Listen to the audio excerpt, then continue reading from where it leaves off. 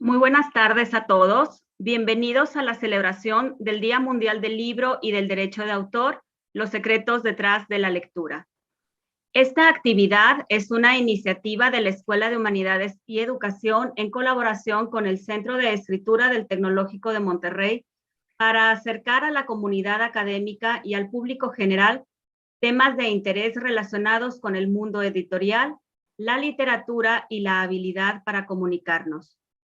Esperamos que disfruten de este evento tanto como nosotros lo disfrutamos al momento de prepararlo.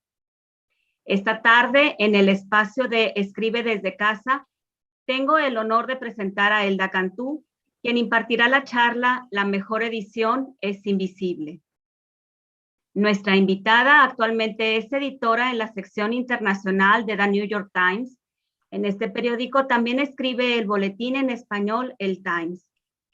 Elda tiene una maestría en estudios latinoamericanos y del Caribe por la Universidad de Nueva York y una licenciatura en Relaciones Internacionales por el Tecnológico de Monterrey. Tiene una muy amplia trayectoria como directora, coordinadora, editora y editorialista en distintas publicaciones internacionales como Etiqueta Negra, Etiqueta Verde y El Comercio en Perú. Además, ha colaborado como profesora de bachillerato y pregrado en el Tecnológico de Monterrey, de periodismo en la Universidad Peruana de Ciencias Aplicadas y de política internacional en la Universidad ESAN en Lima. Antes de ceder la palabra a Elda, me gustaría agregar que esta es una actividad académica que está siendo transmitida en vivo a través del canal YouTube de la Escuela de Humanidades y Educación. Les pedimos enfocar sus comentarios e intervenciones en el tema de la charla a fin de enriquecer la visión del público general. Muchas gracias, Elda, por tu tiempo y adelante. Al contrario, muchas gracias y buenas tardes. Gracias al Tecnológico de Monterrey, mi alma mater, al Centro de Escritura, a la profesora Roberta Leal, a quien conozco hace mucho tiempo, y a quien le agradezco mucho pues que me haya invitado a estar por acá. Pues me gustaría proponerles algunas ideas para esta charla del día de hoy, que hemos titulado La mejor edición es invisible. Y acabo de reparar, mientras la profesora Roberta hacía la presentación tan gentil, que es escribe desde casa y no escribe en casa. Entonces, aunque la mejor edición es invisible, no siempre es infalible. Y se nota mucho cuando nos equivocamos. Entonces, me gustaría compartirles algunas ideas para el día de hoy. Vamos a ver si puedo manejar la presentación. Me parece que no. Ok. Pues, en efecto, mi trayectoria como editora empezó de alguna forma en el TEC. Y justamente en el Departamento de Humanidades y Ciencias Sociales, cuando fui becaria en el Departamento de Español, y aprendí algunas nociones sobre lo que implica editar un texto, leer un texto, corregir un texto. Y después, cuando cambié la vida académica por el periodismo, pues en efecto pude participar de diferentes procesos editoriales, desde la concepción de una revista entera, desde su ideación hasta su impresión, hasta pues escribir y editar un boletín, como es el trabajo que hago el día de hoy. Y a mí me gustaría compartirles algunas palabras de el escritor Alejandro Zambra, que escribió en el preámbulo de un libro muy bonito que se llama Leo y Olvido, que dice así: debe ser difícil explicarle a un niño en qué consiste el trabajo de un editor, sobre todo si, como sucede en español, la palabra alude tanto al publisher como al editor, dos oficios harto distintos que, sin embargo, cuando escasea la plata, es decir, casi siempre, suele ejercer la misma persona. Al menos en este rincón del planeta, es habitual que los editores hagan las pegas, es decir, los trabajos de Elaine Beans y de Mr. Lipman simultáneamente, sin abandonar nunca o casi nunca ese lugar discreto, secundario, a veces desdeñado y anónimo que tanto les gusta. No a todos les gusta, por supuesto. Están los editores con vocación de invisibilidad y los que en cambio se desgañitan comentando a diestra y siniestra que reescribieron casi todos los capítulos del manuscrito y que tuvieron que sacar o agregar 952 comas y hasta se sienten responsables del nuevo corte del pelo del autor. Están, por otra parte, los editores enamorados de la penumbra que nunca quisieron ser escritores y los que sí escriben y que además de publicar libros son excelentes padres e hijos y boy scouts y hasta les queda tiempo para hacer malabarismo en los semáforos. Están los editores que quieren escribir, pero les sale espuma y también estos son los imprescindibles, los que escriben mejor que los autores que publican, pero que de forma inexplicable, acaso narcotizados por el pudor o la cortesía, prefieren escribir poco o casi nada. Y quería compartirles un poquito estas palabras sobre el trabajo de un editor, porque con mucha frecuencia un editor, en efecto, hace diferentes trabajos, pero también es una figura que si hace bien su trabajo, casi siempre pasa desapercibida. Y por lo tanto existe alguna parte de desconocimiento sobre el trabajo real de un editor. Entonces, un editor es una persona que corrige, pero no es solo un corrector. Un editor cambia, pero a diferencia de lo que suele pensarse, cambia o debería cambiar el texto solo para mejorar, no cambiar por cambiar. Un editor nunca debería de ser un dictador. Un editor es sobre todo un defensor del lector. Y me atrevería a decir que un editor es además un defensor de la ignorancia del lector. Voy a hablar de eso en un ratito más. Un editor sobre todo es alguien que nos salva de nosotros mismos y es una especie en extinción. Y eso cada vez más sucede no solo en el ámbito editorial, pero también en el ámbito periodístico. Si tienes un buen editor, no lo dejes ir. Y con mucha frecuencia, bueno, nosotros somos nuestros propios editores cuando estamos escribiendo y con mucha frecuencia nosotros podríamos ser el único editor y me gustaría ofrecer algunas claves sobre cuando estamos solos en esta edición, en este trabajo o en esta labor de editar.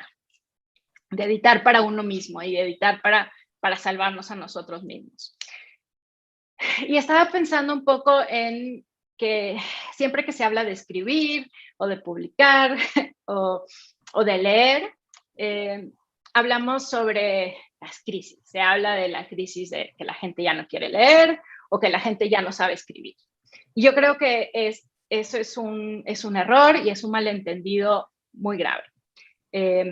Yo creo que hay que verlo de una forma diferente. Creo que en realidad sí hay una crisis, pero hay una crisis de cantidad. Es decir, cada vez se escribe más, cada vez se publica más y entonces estamos compitiendo todo el rato, ¿no? Hay una crisis, esa crisis de atención se refleja, o esa abundancia, ¿no? de cantidad de cosas que se publican, se refleja o causa una crisis y alimenta una crisis de atención. Es decir, todo el rato estamos compitiendo por la atención de los demás. Yo misma, si pudiera ver ahora todos sus rostros, lo primero que quisiera saber, ¿no? Y mi objetivo sería terminar esta presentación antes de que ustedes volteen a ver su teléfono celular. ¿Por qué? Porque debe de haber 800 cosas en sus celulares que son mucho más interesantes que lo que yo les pueda decir hoy. Entonces, yo estoy compitiendo contra eso. Hay otra crisis y es una crisis de cansancio, ¿no? Y estamos tan cansados y estamos tan agotados por la pandemia, por estar encerrados, por las cosas que nos suceden día a día, que entonces la contraparte de esa crisis de cansancio es la crisis de la relevancia, ¿no? Es decir, si yo estoy cansado, ¿por qué me tiene que importar eso otro que alguien más ha escrito o ha publicado? Y finalmente hay una crisis de credibilidad, ¿no? Hay mucha más desinformación que información, hay mucha manipulación, hay lo que se conoce como noticias falsas o fake news, y entonces hay una verdadera crisis. Solía ser verdad que si algo estaba publicado en un libro, era verdadero, ¿no? Era confiable. Y hoy en día, en donde no solamente se imprimen muchas falsedades, también se propagan muchas falsedades. Y entonces hay una crisis de confianza en lo escrito, en lo publicado. Pero yo creo que sobre todo, ¿no? Frente a estas crisis, hay algo que es un asunto de, hay una crisis de empatía y hay una crisis de comunicación. ¿Y a qué se debe esto? Pues con mucha frecuencia se debe a que lo que escribimos no se entiende, o es muy largo, o no aclara, no informa, no es objetivo, no entretiene, no cumple con lo que promete, por enumerar algunas de las razones. Pero creo y estoy convencida que es mucho menos un asunto de talento o de dones, y es más una crisis de falta de respeto y de empatía hacia quien es nuestro lector, ¿no? Hacia quien nos estamos dirigiendo. Y me refiero en el periodismo, pero también en la literatura, en la docencia, es decir, en cualquier lugar en donde haya la producción de un mensaje y el intento de hacer llegar ese mensaje de manera efectiva. Un texto que no ha sido editado, y puede ser un tweet, puede ser, como en este caso, el subtítulo de una presentación en donde en casa debía de ser un desde casa. Es como ir mal vestido o con los dientes sucios a una ocasión importante. Es vergonzoso y es desprolijo. Hay algunas personas que tienen más o menos tolerancia por ir mal vestidos o con los dientes sucios, pero a lo que me refiero es que demuestra una falta de cuidado, de consideración, de sentido del decoro. Y por contra, ¿no? Un texto bien editado es irresistible e inolvidable. Y yo creo que todos quienes nos dedicamos a contar algo, a comunicar algo, que tenemos alguna inquietud o alguna voluntad de escribir, pues deseamos justamente no dejar indiferentes a los demás. Entonces, quisiera que nos saquemos algo de la cabeza, que es que uno no es bueno para algo, uno se vuelve bueno haciendo algo, ¿no? Una de las bellezas del oficio de la edición es justamente que es y puede ser un oficio, es decir, es algo que se aprende haciendo, es algo que, pues, si uno no recibió una formación en edición, de todas formas puede aprender. Y eso implica aprender a leer de manera diferente. Yo pienso mucho cuando hablo de la edición como un oficio. Mi abuela materna tenía un taller de modas, e incluso cuando tenía pues más de 80 años y ya no se dedicaba a lo que había sido el oficio de toda su vida, cuando ella veía algo que estaba, una prenda que estaba hecha muy bien, su primer impulso era intentar doblar aquella prenda para encontrarle la costura, ¿no? O sea, podía darse cuenta muy bien cuando algo estaba mal hecho, pero cuando ella veía algo que estaba con una confección exquisita, lo que quería saber era cómo se había hecho eso, ¿no? Y yo creo que para aprender a editar, una parte pasa por hacer, ¿no? Hacer y observar cómo se hace, ¿no? Entonces, a mí me gustaría organizar las ideas de hoy un poco como en dos caminos. Uno es ofrecer algunas ideas sobre cómo llevamos a cabo la edición gruesa, ¿no? Que es la edición como de ideas y de cómo pensamos en los mensajes y en los textos que queremos publicar o que queremos editar, si nuestro trabajo es la edición. Y yo creo que pues si podemos organizar todos nuestros mensajes, y eso pasa por una presentación, un tweet, un trabajo escolar, una nota periodística. Creo que para editar de forma gruesa ayuda mucho pensar en que todo mensaje debería de cumplir con 3 cualidades, ¿no? El primero sería interesar, captar la atención de los demás. El segundo, informar, decirte algo que tú antes no sabías, una revelación. Y en tercer lugar, comprometer, es decir, no dejar indiferente. ¿Cómo hacemos eso, no? Y bueno, interesar es un desafío por las razones de las que ya hablábamos, la crisis de la atención. Entonces, interesar pues es tomar a la audiencia o al receptor de mi mensaje y estrujarlo, ¿no? Y no decirle, ven aquí, préstame atención, ¿no? Hay una buena entradilla, ¿no? Un buen inicio, decía una corresponsal del Miami Herald, es una buena entradilla es aquella que hace que el lector que está desayunando escupa el café, se lleve las manos a la cabeza y exclame, Dios, Marta, ¿has leído esto? Y creo que eso encierra muy bien no solo el factor sorpresa, sino la tercera parte, que es esa parte de comprometer, ¿no? Ese Marta, ¿has leído esto? Ese es el compartir, ¿no? El llevar aquello de lo que nos enterábamos o que nos contaron o que leímos y contárselo a alguien más, querer compartirlo, ¿no? Y lo que deberíamos de preguntarnos todo el tiempo es ¿por qué esto que me importa a mí le debería de importar a alguien más? Julio Villanueva Chang, que fue mi editor y mi jefe en Etiqueta Negra y en Etiqueta Verde, a él le gusta decir que un editor es como un DJ, ¿no? Entonces, un editor de una revista, de un periódico, es como alguien que está poniendo música en una fiesta y quiere que todos los demás, ¿no? Por lo menos muevan la cabeza junto con él cuando están escuchando las canciones que ponen, ¿no? Y entonces es ese, eso que a mí me gusta, que me importa, que siento que es urgente, vital, quiero que le importe a alguien más, ¿no? ¿Y cómo lo logramos?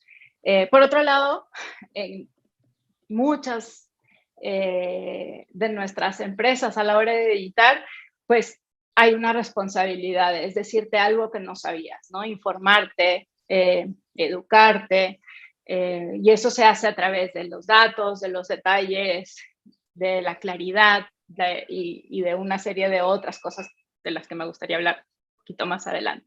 Y lo tercero, pues es la aspiración esta de comprometer, de no dejar indiferente, ¿no? La gente que se dedica al periodismo digital o a las redes sociales lo llama engagement, ¿no? Y es ese lograr que alguien, ¿no? Le dé like a tu publicación, que lo comparta, que no pasen nada más enfrente suyo, ¿no? Es algo que no siempre podemos controlar ni forzar, es el resultado de un trabajo bien hecho, ¿no? Hay también un engagement involuntario e indeseable, y ese es cuando aquello que publicamos provoca el efecto contrario al que buscábamos, ¿no? Y eso, bueno, ese es un desafío. Entonces, si tenemos como esas 3 grandes, ¿no? En la edición gruesa, en el que voy a decir si quiero que me presten atención, si quiero informar, quiero transmitir un mensaje, pero además quiero no dejar indiferente a los demás, ¿no? Eso es como lo que hay que resolver de forma gruesa, ¿no? Pero después hay la edición fina, que es el trabajo que muchas veces más comúnmente se asocia con la cuestión de la edición en sí, ¿no? Y eso tiene que ver, para mí, hay como 5 principios rectores, ¿no? La claridad. O sea, lo que estamos diciendo tiene que ser claro. Y si yo no encuentro una forma más sujeto, verbo, predicado, pues así hay que decirlo, ¿no? O sea, no tenemos por qué hacer una cantidad de vuelcos si eso le va a quitar claridad al mensaje, ¿no? O sea, siempre todo lo demás, el estilo, la floritura, debería de estar supeditado a la claridad, ¿no? O sea, ser claros es muy importante. La pregunta siempre debe ser, ¿se entiende, no? ¿Se entiende lo que yo quiero decir? Porque muchas veces lo que se entiende es lo contrario. y en el peor de los casos, pues no se entiende nada. Después hay el asunto de la corrección, ¿no? Y con mucha frecuencia, pues decimos, yo creo que a todos nos ha pasado que estamos leyendo las noticias o estamos leyendo un libro o un tweet de un político o un alto funcionario y pensamos, no se dio cuenta que estaba poniendo una S en lugar de una C. Y tenemos afortunadamente muchas herramientas, ¿no? El corrector de la computadora pues debería de ser el principal aliado, pero no el único. En el Times, por ejemplo, una de las características que nos distingue es que todo lo que publicamos lo ven al menos 2 editores, ¿no? O sea, si yo quiero enviar un copy para, ¿no? un pequeño texto para redes sociales, lo escribo, lo pulo, lo edito y después voy y consigo a alguien que lo mire otra vez por mí, ¿no? O sea, alguien que vea si le sobra un espacio, si eso que parece un punto es en realidad una coma, o si en donde yo he puesto una coma podría ir mejor un punto, ¿no? Entonces siempre contar con otro par de ojos, pero cuando no contamos con otro par de ojos, un truco que a mí me sirve mucho es cambiar el tipo de fuente o hacerlo más grande o más pequeño. Kate Alice tiene como este truco que muchos otros escritores y editores usan y es como amplían el texto en la pantalla o luego lo hacen más chiquito y entonces la vista, ¿no? O sea, incluso a primer golpe de vista uno ve las cosas diferentes. Entonces, nunca está de más conseguir otro par de ojos, aunque sean los propios, ¿no? O sea, ¿qué pasa si mis ojos perciben este texto con otro tamaño, otro color, otro formato, a una distancia diferente? ¿Cómo va a lucir aquello? ¿No? Un titular que a lo mejor me gusta mucho cuando lo estoy viendo en mi pantalla, y que estoy convencida que cumple todos mis requisitos. Cuando pongo la prevista, pues no luce para nada bien, ¿no? Porque a lo mejor la tipografía no me ayuda o porque a lo mejor se extiende tres líneas y en 3 líneas me parece que es muy abultado. O, por ejemplo, cada vez más editar también implica considerar dónde me van a leer. Entonces, algo que yo le agradezco mucho, por ejemplo, a una de mis editoras del boletín del Times es que una vez que yo entrego el primer borrador, ella lo convierte al tamaño en el que lo vamos a ver, una persona lo va a abrir y lo va a ver en su celular. Y entonces, eso cambia la forma en que, tal vez una idea, una oración, un párrafo, que me parecía que funcionaban cuando yo estaba trabajando en la plataforma de edición y de publicación, me parecían fantásticos, pues cuando uno simplemente hace como, ¿no? Lo pone en la prevista del teléfono, pues se da cuenta de que aquello no resulta atractivo o que ¿no? A primer golpe de vista veo solo una sábana de texto y eso me choca, ¿no? Entonces hay que buscar siempre corregir, pero corregir cuando no tenemos otro par de ojos, ¿no? Cuando no tenemos un editor que aparte de uno mismo, pues crearnos esa sensación de que somos otra persona la que lo está leyendo, ¿no? Luego, para mí hay otro asunto importante a la hora de editar y es la cuestión de la naturalidad. Y esto es algo que se confunde mucho a la hora de editar. Cuando las primeras veces que yo fui editada para una revista, me quejaba mucho de que eso no suena como yo. Yo eso yo no diría nunca. Me acuerdo mucho una vez que entregué un ensayo y hablaba de una persona que estaba corriendo por la calle después de un accidente y había salido muy rápido de su casa en corpiño, en brasier. Y el editor me puso sostén y yo le decía, pero yo nunca diría sostén. Y entonces el editor conocía muy bien a la audiencia que iba a leer ese texto. Y entonces es como todo el rato esta lucha por voz. Y yo creo que algo que a veces ese impulso de decir esa no es mi voz nos confunde porque todos empleamos distintas voces. todos tenemos una voz que usamos adentro de casa y otra voz que usamos para vociferar cuando estamos en el tráfico, y tenemos una voz que usamos para susurrarle al oído a un enamorado, y otra con la que le reclamamos a la señora que se nos quiere meter en la fila en el banco.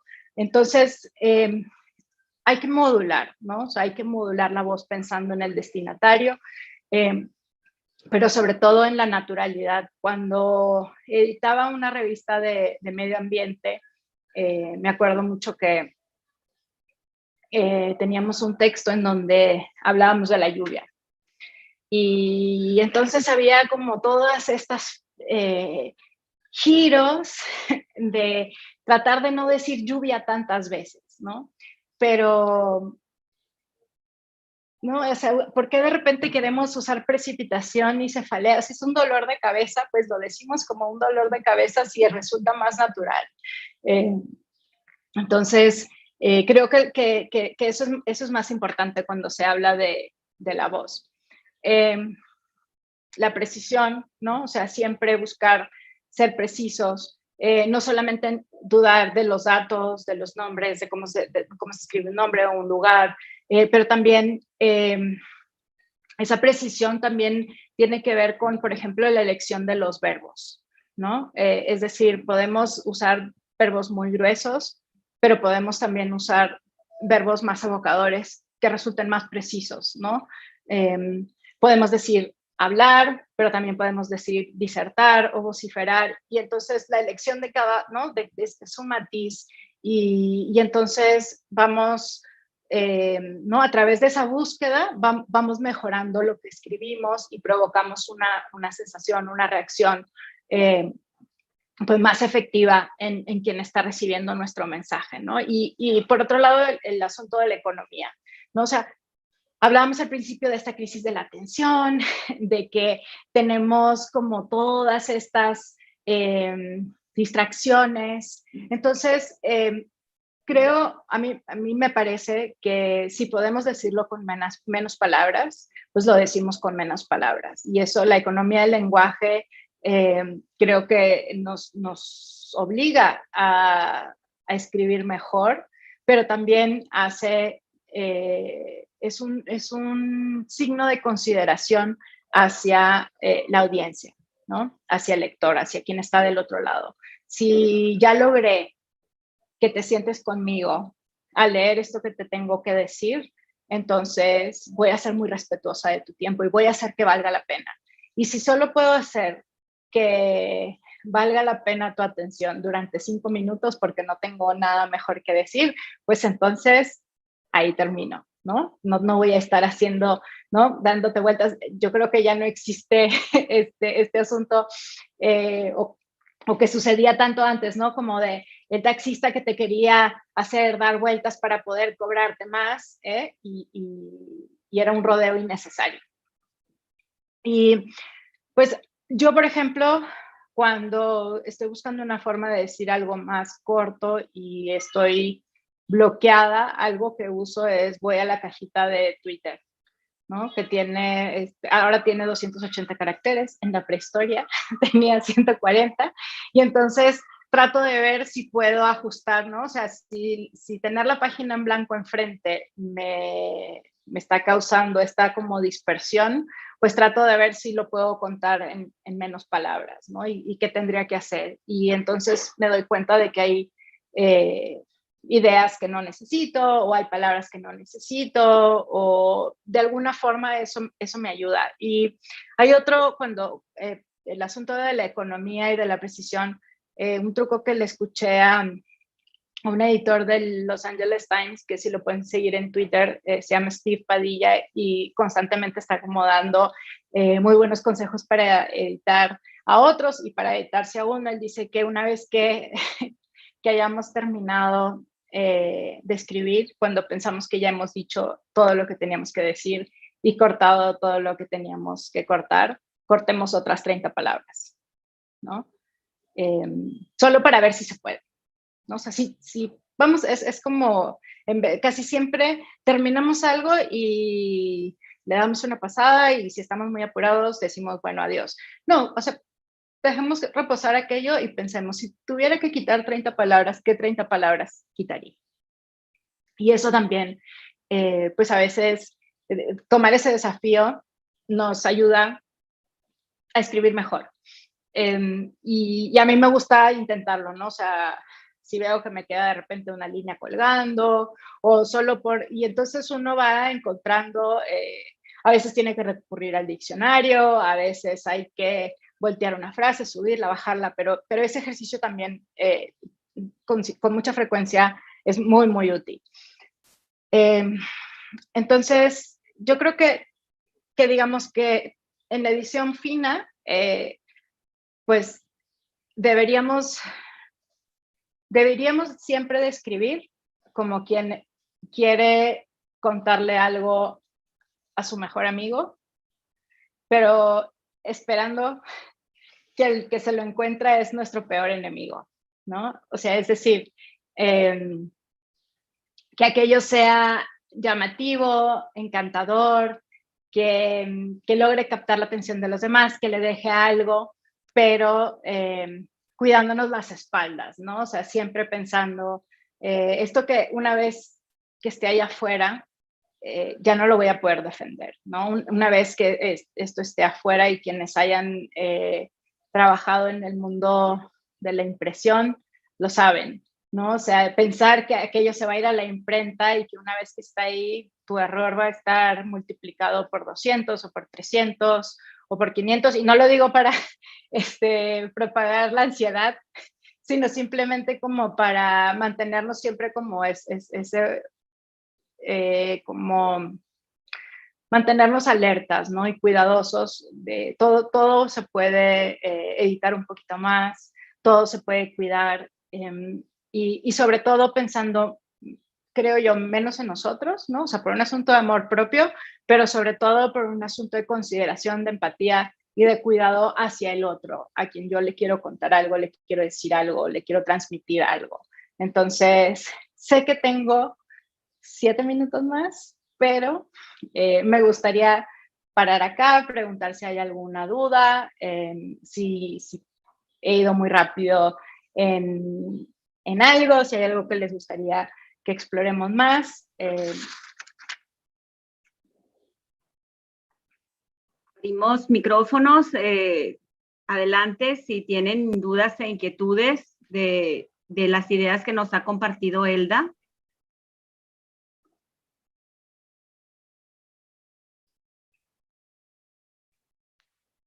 Anímense, anímense, no las vamos a editar. Es gratis la edición.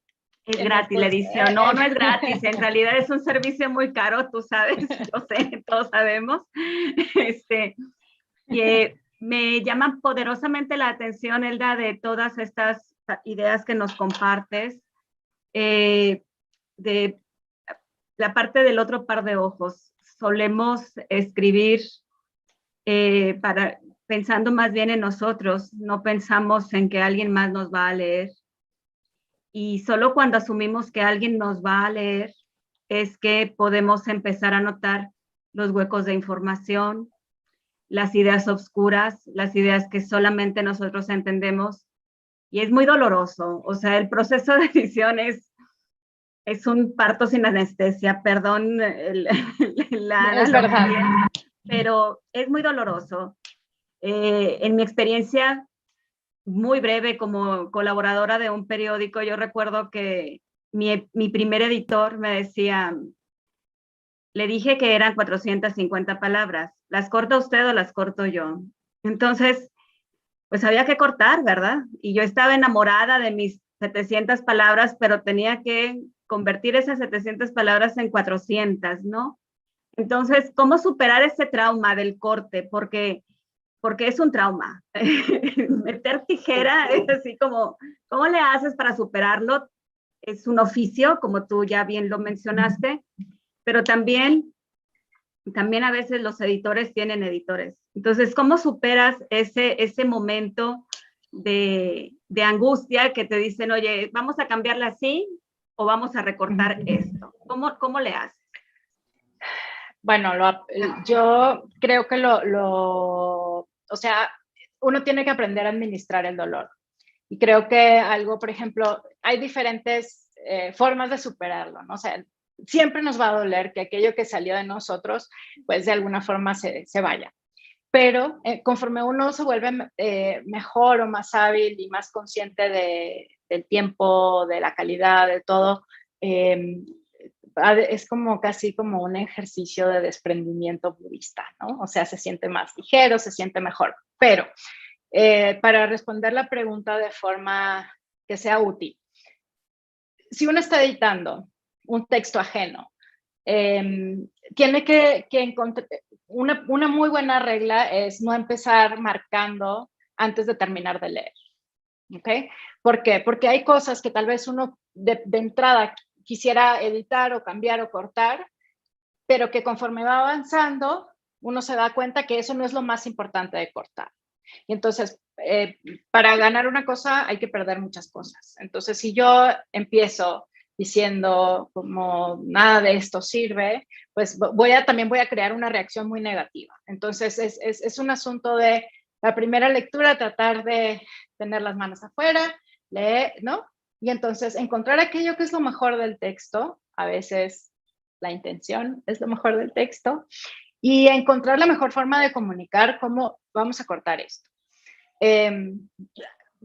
Y hay otro truco, que cuando a uno le gusta mucho algo, pues conozco reporteros que tienen un Word en donde guardan las frases que les encantan y que les cortaron, y las guardan como para decir esto no se perdió. Y es como una forma de ir como guardando esas frases de las que nos hemos enamorado y aunque no las vamos a ver en esa versión, uno las guarda y dice, yo escribí esto y esto me gustó y no se pudo publicar, pero aquí lo tengo. Y ahí, si uno tiene un buen editor, y después va a darse cuenta de que qué bueno que le quitaron a uno esa frase y lo salvaron de ser cursi o repetitivo o no. Claro. Entonces, creo que eso también, pues, ayuda como a sanar esa herida preventivamente. O sea, si a ti te ayuda a guardarlo en otro sitio y decir, no tener un archivo que diga frases que mi editor me cortó, pues déjalas ahí. Y algún día las coleccionarás y las publicarás como lo que nunca publiqué. Exacto. Bien, el profesor, es que no identifico su nombre, Departamento de Mercadotecnia, tiene una pregunta, Gabriela Paola tiene otra, y en el chat hay otra por si quisieras tomarla. José Longino también tiene una pregunta. Adelante, profe, Departamento de Mercadotecnia. Gracias, buena tarde. Yo tengo son dos preguntas. La primera es, para ser editor, ¿hay que saber leer? Parece medio obvio, pero esa es una. Y la otra, veo que mucho de lo que nos compartió, lo cual le agradezco, está muy enfocado, me imagino que es el sesgo profesional, al periodismo, pero es diferente cuando se escribe algo que no sea periodismo, o sea, un artículo para una revista o lo que sea, o más o menos nos ayuda esto. Gracias. Gracias por las preguntas. Sí, la mejor forma de aprender a editar es, hay que aprender a leer de otra forma, ¿no? O sea, cuando yo les decía este asunto de la costura, ¿no? O sea, cuando a mí yo veo algo que me gusta, que me emociona, que quiero, ¿no? Lo subrayo y es un gran consejo, es ver cómo está construido, ¿no? O sea, así como si ustedes, no sé, si ustedes son aficionados a la y prueban algo y ¿qué tiene? ¿No? O sea, como quiere saber qué tiene, qué me sabe esto. Entonces es un poco eso, es cómo está hecho esto, cómo lo hizo, cómo lo logró, por qué me emociona, porque esto me parece inolvidable. Entonces sí hay que aprender a leer y uno va encontrando patrones, uno va encontrando fórmulas, es decir, uno a veces piensa, ¿cómo pueden escribir tan rápido una nota de 5,000 palabras para un suceso de último momento? Bueno, pues porque hay oficio pero se puede hacer lo mismo con pauta publicitaria, se puede hacer lo mismo y eso un poco me lleva a la segunda pregunta, ¿no?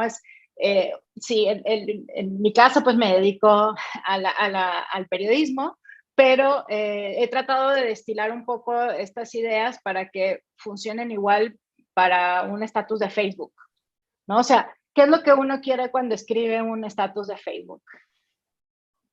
Que la gente se detenga ahí.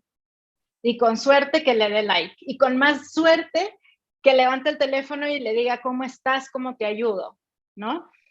O mover a alguien. Entonces, creo que si pensamos en todo lo que hacemos como un asunto de comunicación o en una gran parte de nuestras actividades con nuestros alumnos, ¿no? O sea, los profesores que estén acá presentes saben que la mejor clase es la que se prepara, la que uno pensó, es más, para el cuarto, quinto semestre que uno dio la misma clase, hasta el chiste lo cuenta mejor, porque ya supo, ¿no? Ya tienes el timing, tienes el punchline, sabes cómo te quedó mejor, cuando los alumnos respondieron mejor o cuando no, y eso simplemente es autoeditarse, ¿no? Conté este chiste y fue peor. Entonces, pues no lo vuelvo a hacer, ¿no? Entonces, es un poco eso. O sea, sirve en realidad para pues muchos ámbitos de la comunicación. Muchas gracias, muy amable. ¿Quién seguía? Sí, creo que Gabriela Paola y bueno, nos comparten tanto en el chat del Zoom como en el chat de YouTube, pues un poco tú puedes leer ahí la nota, pero es el miedo que queda siempre de haber cortado algo que merecía ser publicado, ¿no? Y bueno, es básicamente, pero no sé si perdí el nombre, Gabriela Paola y José Longino tienen preguntas específicas. Sí, hola, soy Gabriela. Hola, Gabriela. Me gustó muchísimo como todos los tips que nos diste y así, pero Gracias. Mi duda es como, ahora como que ya tengo más como recursos para cuando quiero acortar mis escritos, pero no sé si a algunos les ha pasado, pero ¿qué pasa cuando quieres más bien alargarlos? O sea, cuando a veces te faltan palabras por cualquier razón, ¿tienes como algún tip para eso? Si por cualquier razón te faltan palabras, es para un trabajo académico. Yo te diría, no me atrevería a decir algo que contradiga a las instrucciones y preferencias de tus profesores. Pero, digamos que tienes por algún motivo un poco más de espacio y ya no tienes más que decir, ¿no?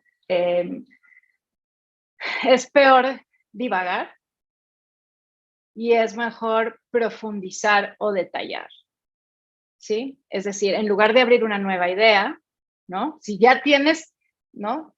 Voy a llamar la atención, voy a informar, esto es lo que quiero informar y esta es el engagement que quiero, ¿no? Esta es la reacción que quiero suscitar en el receptor de mi mensaje, ¿no? Sea un trabajo académico, sea una nota, sea lo que sea.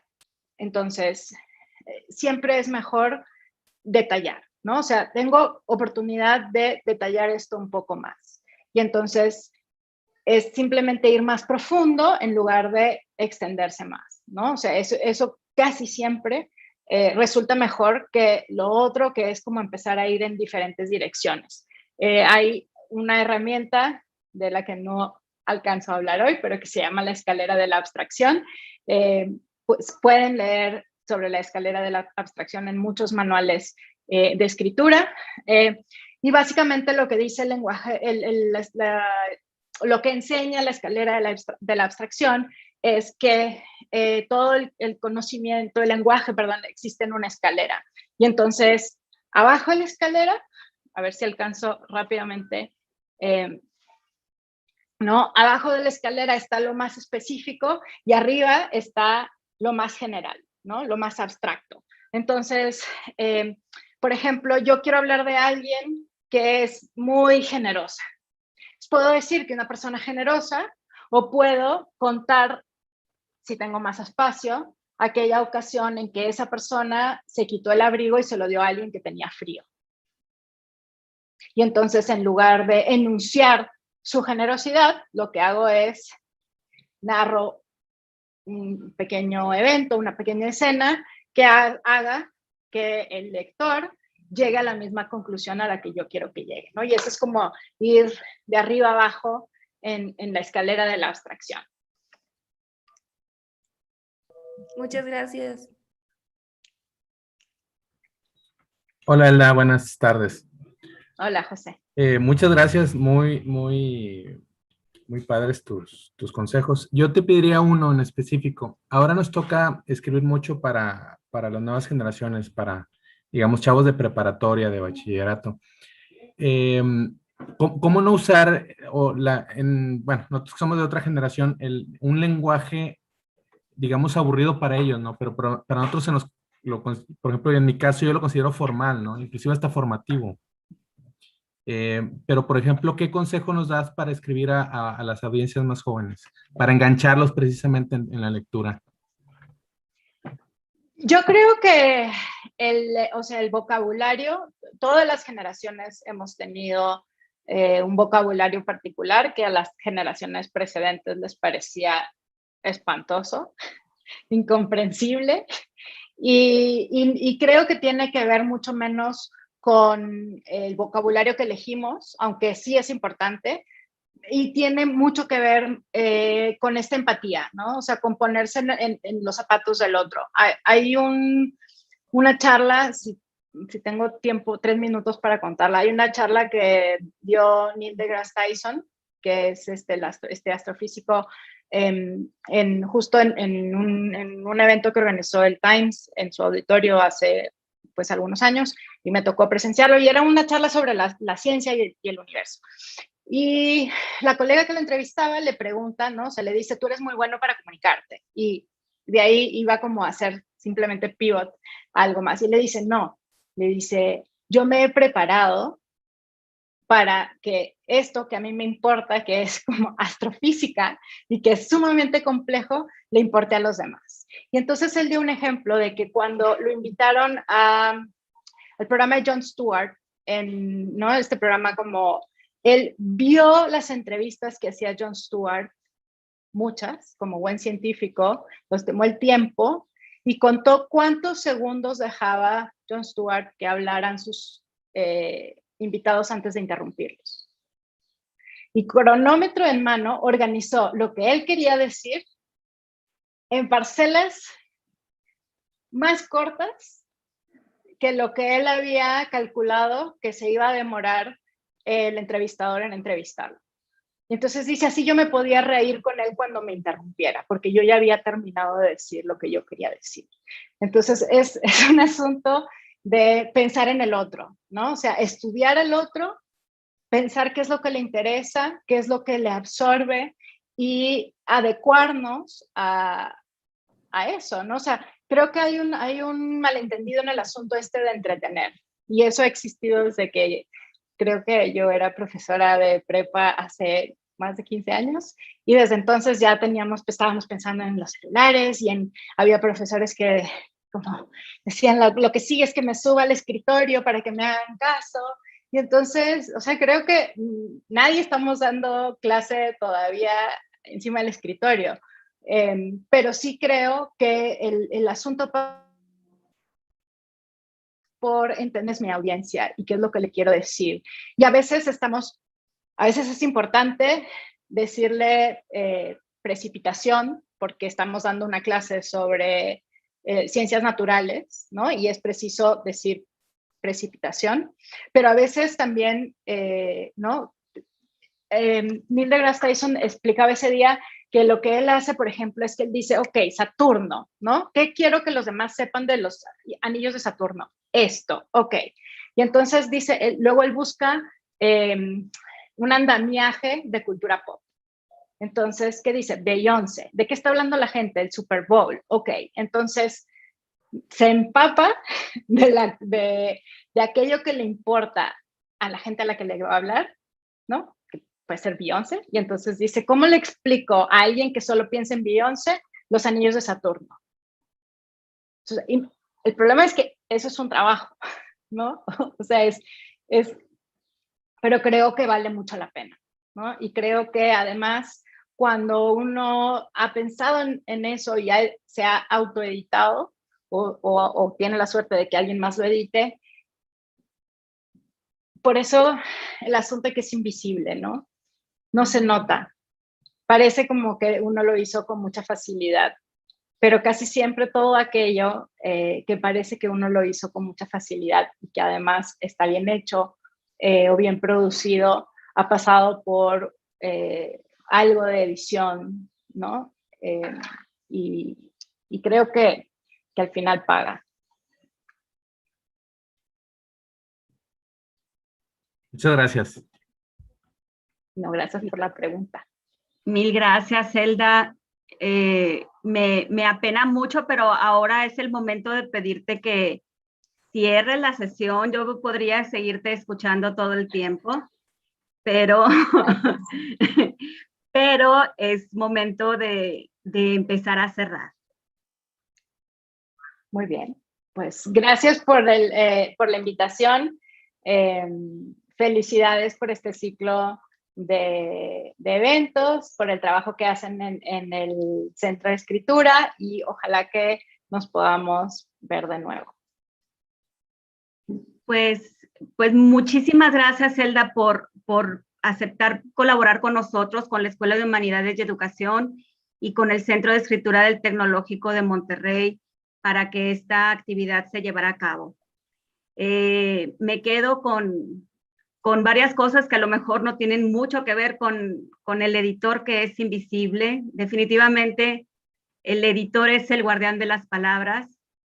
Y bueno, uno aprende mucho más de las habilidades discursivas de uno mismo si cuenta con un buen editor. Me quedo también con esto de que, bueno, cuando uno escriba hay que prepararse para lo peor y esperar lo mejor. Y también que, bueno, hay que hablar el idioma de nuestro público. Esto es fundamental. No significa que vas a hablar de lo que habla el público, sino hay que empatizar con ellos y escoger los temas que le interesan para poder introducir los temas que nos interesan a nosotros. Muchas gracias también a los asistentes por su presencia e interés por fortalecer su competencia de comunicación. Los esperamos mañana y el resto de la semana en las otras actividades que tenemos preparados para ustedes por el Día Mundial del Libro y del Derecho de Autor. Muy buenas tardes. Gracias. Gracias, hasta luego. Hasta luego. Gracias. Gracias.